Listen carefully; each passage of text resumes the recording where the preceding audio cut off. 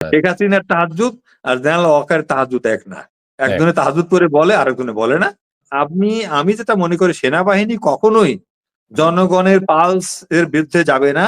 এবং এটা মানে এবং জেনারেল ওয়াকারের ব্যাপারে আমার যেটা মানে ধারণা, আমি যতটুকু তাকে স্টাডি করতে পেরেছি, যেহেতু আমি একটা ইনফ্যান্ট্রি সোলজার, সেই ইনফ্যান্ট্রি সোলজার আমরা খুবই কাছাকাছি কোর্সের 13 আর 11, তার কিন্তু ট্র্যাক রেকর্ড যেটা, এটা খুবই ক্লিন।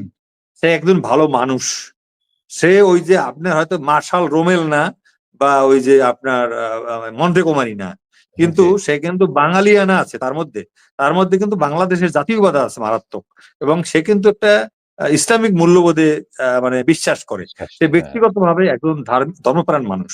আমি আপনাকে বলতে পারি, সে কিন্তু ক্লিন একটা ইমেজের অফিসার, যার একেবারে সেকেন্ড লেফটেন্যান্ট থেকে সে কখনোই কিন্তু তার হাইনোস দেখানো, নিজেকে আত্মম্ভরিতা, জেনারেল ভাব, সেনাপ্রধানের একটা যে আগে যে হম্বি ইউনিভার্সিটিতে আপনি দেখবেন, ঢাকা ক্যান্টনমেন্টে যদি আপনি আসেন, আপনার দেশে আসবেন শীঘ্রই আমি জানি, দেখবেন সেনাপ্রধান যাচ্ছে, লোকজন জানেও না যে সেনাপ্রধান যাচ্ছে।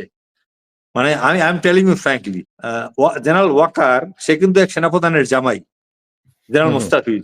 এবং জেনারেল মোস্তাফিজের শোনেন, আমি বলি, আওয়ামী লীগের বড় মানে দুইটা কোয়ালিটি হলো, জেনারেল মোস্তাফিজের মতো লোককে চিফ বানিয়েছিল, যেই লোকটাকে এলপিআর থেকে এনে শেখ হাসিনা চিফ বানিয়েছে, বাট একটা বাংলাদেশ আর্মির জন্য সে ছিল একটা অ্যাসেট।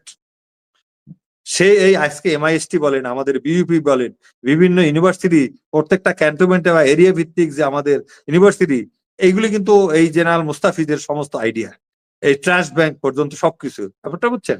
আর জেনারেল ওয়াকার হলো কিন্তু তারই জামাই। সুতরাং জেনারেল মুস্তাফিজ আমার মনে হয় না জামাই বাঁচতে ভুল করছে সিলেকশন করতে। আর Waker is son of a justice, একটা জেলা জজের ছেলে, ঠিক আছে। এবং general Waker is grandson of a politician. তার দাদা ছিল বোধহয় এমএনএ বা এমএলএ শেরপুরে, পাকিস্তান আমলের। সুতরাং তার ফ্যামিলি ব্যাকগ্রাউন্ড খুবই স্ট্রং। এবং আপনি তার সোলজারদেরকে জিজ্ঞেস করবেন তার সম্পর্কে। আমি এযাবৎ যতটুকু আমি ফিডব্যাক পেয়েছি, 10 বেঙ্গলে সে ছিল, 10 বেঙ্গল আমার পরিচিত অনেকেই আছে, আমাকে বলেছে, ইমরান ও হলো ফজরে নামাজ পড়া, মসজিদে গিয়ে ফজরে নামাজ পড়া একজন লোক। ক্যাপ্টেন থাকতে, মেজর থাকতে, ভোরবেলা ফজরের নামাজ মসজিদে গিয়ে পড়া সার্ভিং অফিসার আপনি হাতে গোনা 2-1টা পাবেন, আমি আপনাকে লিখিত দিব। এবং আরেকটা বলি আপনাকে, কোনোদিনই সে বলে না, কখনোই সে বলে না এটা, কিন্তু তার সোলজাররা এটা বলে। এবং সে কিন্তু তাহাজ্জুদ পড়া লোক, এটাও বললাম আপনাকে। সুতরাং আপনি শেখ হাসিনার তাহাজ্জুদ আর জেনারেল ওয়াকারের তাহাজ্জুদ এক না। একজনে তাহাজ্জুদ করে বলে, আরেকজনে বলে না। এইটা হলো কথা। তবে একটা ক্ষেত্রে সে খুব টাফ, সেটা হলো ট্রেনিং। ট্রেনিং এর বেলায় সে কোনো কম্প্রোমাইজ করে না। সে বলে বলে fight easy, tough training fight easy. মানে হার্ড ট্রেনিং, ফাইট ইজি, ঠিক আছে। এবং সে কোনো তার খাতিরের পরিচিত সৈনিককেও পিটিতে ফেল করছে, ফিজিক্যাল যে সাইডটা আপনি তো জানেন পাঠান ভাই, সে সেখানে তাদেরকে কিন্তু বলছে না তোমাকে কোয়ালিফাই করতে হবে, I will not make you pass, ঠিক আছে, you must deserve it. This is the character of your সেনাপ্রধান। থ্যাংক ইউ ভাই। অনেক ধন্যবাদ, ইমরান ভাই।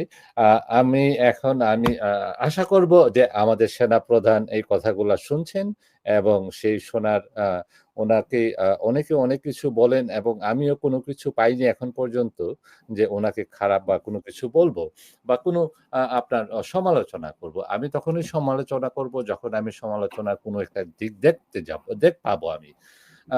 ৫ তারিখেই উনি খুবই সুন্দর একটা কাজ করেছেন, এবং ওনার পদক্ষেপগুলা যারা সেনাবাহিনীতে থাকেন তারা জানেন অবশ্যই যে একটা শুধু কাজ করলেই হয় না, তার জবাবদিহিতা অনেক। সেই জবাবদিহিতার পক্ষ থেকেও উনি যে কাজগুলা করে যাচ্ছেন, আমরা তার ভালো দিকটাই আশা করব।